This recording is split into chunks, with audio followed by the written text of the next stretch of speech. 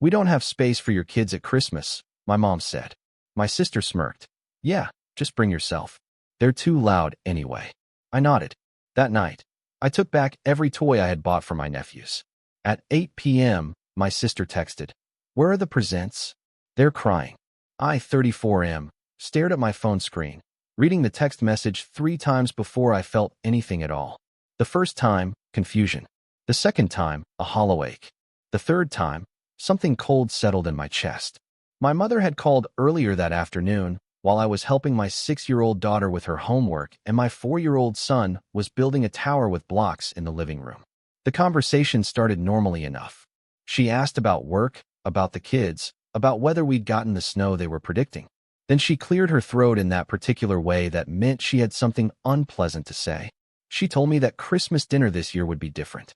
My sister and her family would be there, of course, along with my aunt and uncle who were visiting from out of state. The house would be packed. She said they'd done the math on seating and space, and unfortunately, there just wasn't room for my children this year. She suggested I come alone, or perhaps my wife and I could take turns, one of us staying home with the kids while the other attended. She made it sound so reasonable, so practical. Before I could respond, I heard my sister's voice in the background. My mother must have put me on speaker. My sister said that honestly, it would probably be better anyway because my kids were always so loud and disruptive. She laughed as she said it, like it was a joke we were all in on. She added that her boys, ages 10 and 12, were old enough to behave properly now, and it would be nice to have a more adult atmosphere. I stood there in my kitchen, phone pressed to my ear, watching my daughter carefully color inside the lines of her coloring book, her tongue poking out in concentration. My son had moved on from blocks and was now making engine noises as he pushed a toy truck across the floor. Too loud, too disruptive. I told my mother I understood and that I'd figure something out. My voice came out flat, empty. She sounded relieved. She told me she knew I'd be reasonable about it, and that she'd see me on Christmas. The call ended. My wife found me still standing there 10 minutes later. She asked what was wrong. I explained the situation, and I watched her face transform from confusion to anger to something darker. She said we should just skip Christmas altogether, that we didn't need to subject ourselves to that kind of treatment. But I told her I had a different idea. She listened, and slowly, a grim smile crossed her face. For the past 3 months, I'd been shopping for Christmas presents. I'd bought carefully selected gifts for my nephews, expensive items I knew they desperately wanted. The older one was obsessed with a particular gaming console that had been nearly impossible to find in stock. I'd spent weeks tracking one down, calling stores, monitoring websites. I'd finally gotten one in late October and hidden it in our basement. For the younger nephew, I'd purchased an elaborate remote control car set with tracks and multiple vehicles. He'd mentioned it exactly once during a family dinner in September, and I'd made a mental note because that's what uncles do. These weren't small gifts. Together, they'd cost me nearly $800. But family was worth it, I'd thought at the time. I wanted to see their faces light up. I wanted to be the cool uncle. That evening, after my kids were asleep, I went down to the basement. I pulled out both presents, still in their original packaging, and loaded them into my car. The return policies were clear. I had until early January for the gaming console, and the toy store had a generous 90-day window. I drove to the 24-hour supercenter first and returned the remote control set. No questions asked. $420 back on my card. The gaming console would have to wait until the morning when the electronics store opened, but I had the receipt ready. I didn't tell anyone what I'd done. My wife knew, of course, but we kept it between us. The next 2 weeks passed normally. My mother called once to confirm I'd be coming to Christmas dinner. I said I would. She didn't ask about my wife or kids. She didn't seem to notice the edge in my voice. My sister called a few days before Christmas. She asked if I'd picked up anything special for her boys this year. I told her she'd have to wait and see. She laughed and said they'd been so good this year, they deserved something amazing. I agreed with her. They did deserve something amazing, just not for me. Christmas Eve arrived. My wife and I had created our own celebration at home. We made hot chocolate and watched holiday movies with our kids. We put out cookies for Santa. We read Christmas stories and tucked them into bed with kisses and promises that morning would be magical. Our small living room glowed with lights and warmth and love. That night, after midnight, my sister sent the first text. She asked if I was coming by early to drop off the presents. She said she wanted to put them under the tree before her boys woke up. I didn't respond. At 8 a.m. on Christmas morning, my phone exploded. Multiple texts, then a phone call I ignored, then more texts. My sister was frantic. She asked where the presents were. She said her boys had woken up and were looking for gifts from their uncle. She said she'd told them I'd gotten them something special. She needed me to bring them immediately. I was sitting on the floor of my living room, watching my daughter squeal with delight over a doll she'd been hoping for, watching my son race around in his new pajamas with a stuffed dinosaur clutched to his chest. I picked up my phone and typed a response. I told my sister I hadn't bought any presents for her boys this year. I explained that since my children weren't welcome at Christmas, I'd assumed the gift exchange was also canceled. I mentioned that I'd taken the liberty of returning what I had originally purchased and put the money toward making Christmas special for my own kids at home, since they wouldn't be celebrating with the family. The response was immediate and explosive. She called me selfish, cruel, heartless. She said I was punishing innocent children for an adult decision. She said her boys were devastated. How could I do this to them? They were crying. It was Christmas morning, and I'd ruined it. I didn't respond right away. I helped my son set up his new train set. I made breakfast. I took pictures of my kids' happy faces. Then I typed another message. I told her I found it interesting that she was concerned about children being punished for adult decisions now. I asked her how she thought my 6-year-old would feel knowing she wasn't welcome at her grandmother's house for Christmas. I asked her how she thought my 4-year-old would feel if he was old enough to understand that he was considered too loud, too disruptive, too much of a burden to be included in family celebrations. I told her that my children were innocent too, but that hadn't mattered to her 3 weeks ago. My phone rang. It was my mother. I declined the call. She texted immediately, telling me to call her back, that this was ridiculous, that I was being petty. I texted back asking if she'd reconsidered her invitation to include my children. She said that wasn't the point. I asked what the point was then. She didn't answer. An hour later, my mother called again. This time, I answered. She was upset, her voice tight and strained.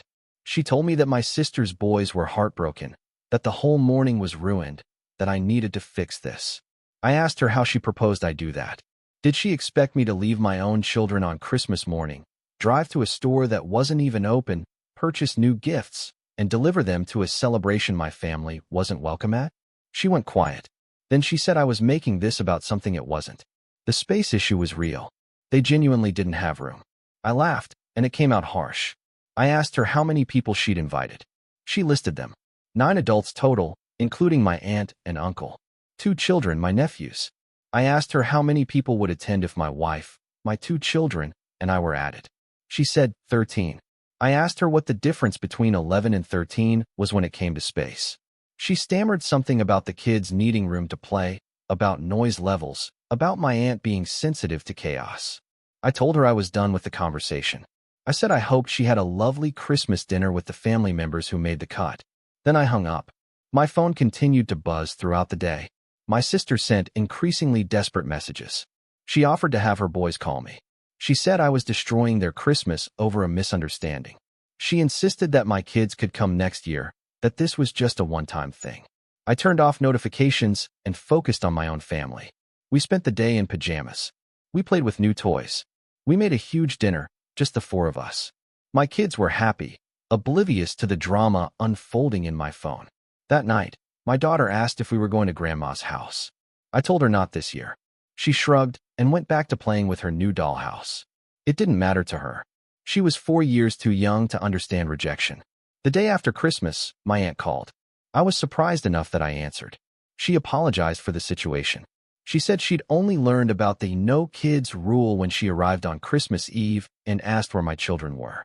She told me my mother had made it seem like I'd chosen not to bring them, and she'd been horrified to learn the truth. She said she'd spent Christmas dinner arguing with my mother and sister about it, that she'd nearly left, and that she wanted me to know not everyone in the family thought this was acceptable. I thanked her.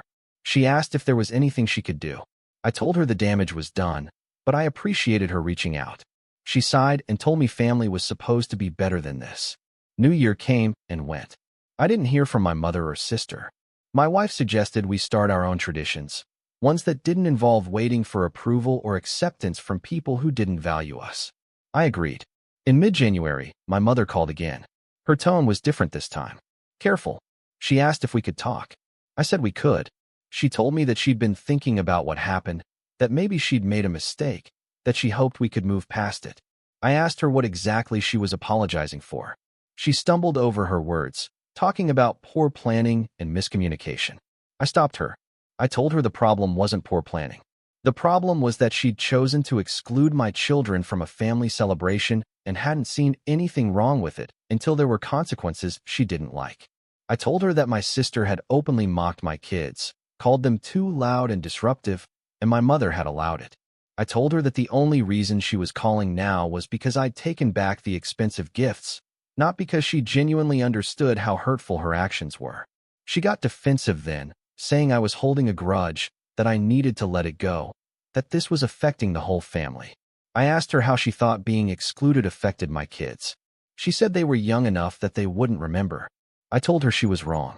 I told her my daughter had asked 3 times why we didn't go to Grandma's for Christmas, and each time I had to decide whether to lie or tell her the truth that she wasn't wanted there. The conversation ended badly. She hung up upset, and I felt nothing but tired. In February, my sister reached out through email. She wrote a long message about how hard Christmas had been, how her boys had asked repeatedly why their uncle didn't bring presents, how she'd had to make excuses. She said she understood I was hurt, but that punishing her children wasn't fair. She wanted to know if we could restart things, if maybe the kids could all get together for a playdate. I stared at that email for a full day before responding. When I finally did, I kept it short. I told her that I hadn't punished her children. I'd simply declined to give gifts to children whose parents had decided my kids weren't welcome at family events. I told her that if she wanted the benefits of having an uncle in her boys' lives, she needed to recognize that my children deserved the same family inclusion hers received. I said that playdates could happen when she was ready to treat all the children in the family equally, and not before. She never responded. By March, the family text chain had gone quiet. My aunt still messaged me privately, sending pictures and checking in, treating my kids the way grandparents should. She told me my mother had told everyone I was the one being unreasonable, that I'd ruined Christmas over nothing. But my aunt had been there. She'd seen the truth. I didn't regret the choice I'd made. Every time I looked at my kids, happy and loved in our home, I knew I'd done the right thing. They deserved better than being treated as an inconvenience. They deserved better than being excluded while their cousins were celebrated. My wife asked me once if I thought things would ever go back to normal with my family. I told her I didn't know, and that maybe normal wasn't something worth going back to. We were building something better, something where our kids knew they mattered, where they weren't too loud or too much or too inconvenient. The gaming console I'd returned? I bought a different one in March, on sale. I set it up in our living room. My kids were too young for most of the games, but we found ones they could play together, their laughter filling the house. Too loud, my sister had said. I cranked up the volume and smiled. That's the thing about being told your children aren't wanted. It clarifies everything. It shows you exactly where you stand and who values you. My sister wanted the perks of family, the generous gifts, the dutiful uncle, without extending the same courtesy to my children. My mother wanted peace and harmony without addressing the fundamental disrespect she'd allowed. I wanted something different for my kids. I wanted them to grow up knowing their worth wasn't conditional, that they didn't have to earn their place at the table by being quiet or convenient or less than they were. So no, I didn't regret taking back those presents. Not for a single second. They bought us something more valuable than a gaming console or remote control cars. They bought us clarity, boundaries, and the knowledge that we could build our own traditions, our own Christmas magic, without waiting for permission from people who saw us as optional. My daughter turned 7 in April. We threw her a party with her friends from school. My son's 5th birthday came in June, celebrated with balloons and cake and cousins from my wife's side, who actually wanted to be there. We took a family vacation in July, made memories that had nothing to do with my mother's dining room or my sister's expectations. And when the next Christmas rolled around, when my mother called in October to tentatively ask about our plans, I told her the truth. We'd be staying home. We'd be making our own traditions. And if she wanted to be part of them, if she wanted to see her grandchildren, she was welcome to come to us. On our terms. With all of us included. There was a long silence on the phone. Then she asked if this was still about last Christmas. I told her it was about every Christmas going forward. It was about teaching my kids that they matter, that they're not too loud or too much. That family shows up for each other. She said she'd think about it. I told her to take all the time she needed. We'd be here, the four of us, building something beautiful out of the wreckage of what could have been. And we were happy. If you like this story, please like this video and subscribe us for more such real-life-based stories. Thanks in advance.